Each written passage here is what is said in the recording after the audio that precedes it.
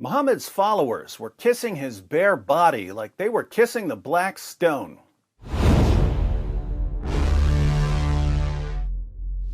I understand that there are differences between cultures and that what's creepy in one culture may not be creepy in another culture.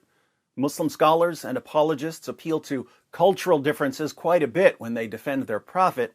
Whenever we quote passages about Muhammad having sex with a prepubescent girl, or having sex with his slave girls, or taking the wife of his own adopted son, or allowing his followers to hire prostitutes, or sucking on the tongues and lips of little boys, or glorifying the fondling of virgins, Muslim scholars and apologists tell us that it was a different culture, so shame on us for judging. The obvious problem here is that these same scholars and apologists want to imitate Muhammad in every possible way, so Muhammad's twisted tendencies are quite relevant in discussions about whether we should take him seriously. Now, I have an open mind, so I'd be happy to carefully consider the responses of our Muslim friends when we ask them why their prophet would pull up his shirt and let another man kiss his bare body. Of course, our Muslim friends will yet again have to invent a response off the top of their heads because, as usual, they've never heard this before. Their leaders conceal these passages. Let's read a hadith. Sunan Abu Dawud, 52:24. Abdurrahman ibn Abu Layla, quoting Usayd ibn Hudayr, a man of the Ansar, said that while he was given to jesting and was talking to the people and making them laugh, the Prophet poked him under the ribs with a stick. He, Usayd, said, "Let me take retaliation." He, Muhammad, said, "Take retaliation." He, Usayd, said, "You are wearing a shirt, but I am not." The Prophet then raised his shirt, and the man embraced him and began to kiss his side. Then he said, "This is what I wanted, Messenger of Allah." Let's read this one more time, now that we know that Muhammad's companion Usayd was shirtless throughout this adorable little scene.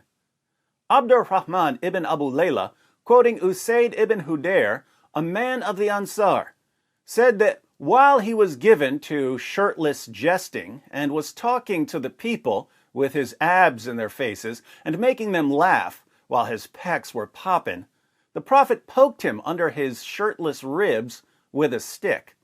Muhammad's shirtless companion said, "Let me take retaliation for you poking my shirtless body." Muhammad said, "Take retaliation. You take that retaliation, Usayd." The shirtless companion said, "You are wearing a shirt, but I am not. So you need to take something off, Prophet. Oh yeah, take it off." The Prophet then raised his shirt seductively, and the man embraced him and began to kiss his side. Then he said, "This is what I wanted, Messenger of Allah." I've seen you looking at me. I've noticed your hot body. Don't be shy. You can't imagine how long I wanted this. This sounds like the beginning of an ISIS gay porn film. The response that our Muslim friends will invent off the top of their heads, because they've never heard this before since their leaders hide it from them, will go something like, "Oh, you know, it's perfectly normal to have a man pull up his shirt so you can smooch his milky white flesh while you embrace him and tell him how much you've been wanting this."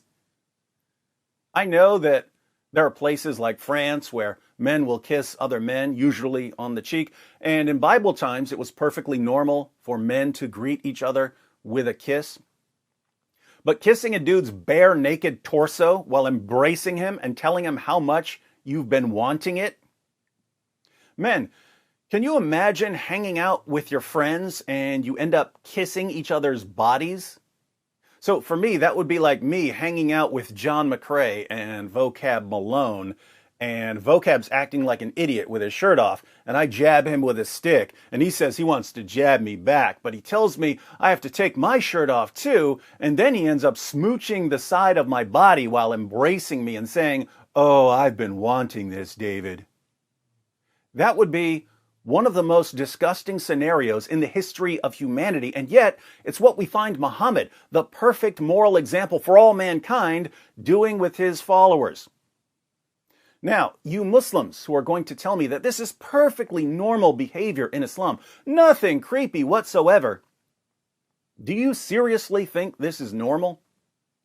Or are you just saying it's normal because you found out while watching this video that your prophet did it, and you've been trained to automatically defend all the creepy stuff that your fake prophet did?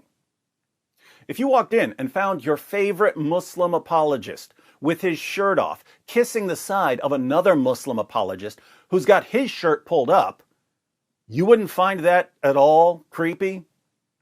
If video footage emerged of Ali Dawah with his shirt off, smooching the side of Muhammad Hijab with his shirt pulled up, and you hear Ali Dawah saying, "Oh, we've been wanting this Muhammad Hijab, and we're proud of that," you're telling me that would be perfectly normal? Is that the sort of thing you'd like to watch? You know what? We'll be watching. We'll be watching. If you got to meet Zakir Naik at his house, and you took your shirt off to entertain him, and he jabbed you in your ribs with a stick, and you said, "Oh, doctor, Islam says I get retaliation." And he said, "Brother, make a good point." And you said, "But it's not fair because you've got your shirt on." And he said, "Brother, make the good point," and pulls his shirt up. And you put your arms around him and start kissing him up and down his side while telling him how long you've been wanting to do that. Would that be totally normal to you? After all, Zakir Naik would just be imitating his fake prophet. Now, if this were the only creepy hadith about Muhammad, we'd probably let this slide.